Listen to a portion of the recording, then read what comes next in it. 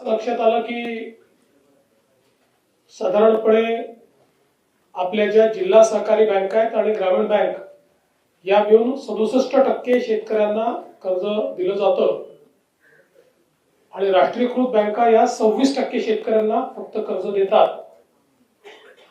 DCC आणि ग्रामीण बँकेचा जो काही टार्गेटचा अचीवमेंट आहे ते 80%च्या वर आहे, पण राष्ट्रीयकृत बँकांचं मात्र 67% आहे।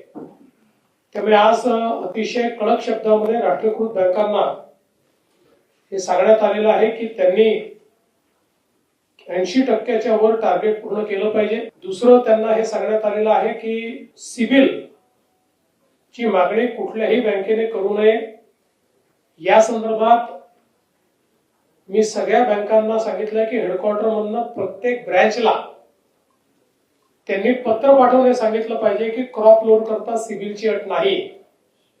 आरबीआयचे ही अधिकारी होते, त्यांनी देखील त्याला पुष्टी दिलेली आहे आणि सिबिल करता कुठल्याही शेतकऱ्याची अडवणूक करायची नाही या संदर्भात आज आदेश आपण काढलेले आहेत।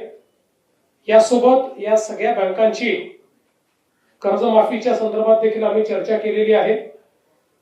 जी काही आपल्याला कर्जमाफी करायची आहे त्या संदर्भात जुन्या अकाउंट्सवर जो काही त्यांनी हेअरकट घ्यायचा असतो त्या संदर्भात आणि एकूण त्याचं कर्जमाफीची माहिती ही कुठल्या फॉर्मॅटमध्ये त्यांनी द्यायची, कुठल्या फॉर्मॅटमध्ये आम्ही ती करायची या संदर्भातले एक डिस्कशन आज झालेलं आहे आणि मला असं वाटतं की आम्ही कर्जमाफीच्या संदर्भात जो काही निर्णय घेतलेला आहे तो वेळेत पूर्ण करू शकू अशा पद्धतीनं त्याचं ही नियोजन हे आपण केलेलं आहे।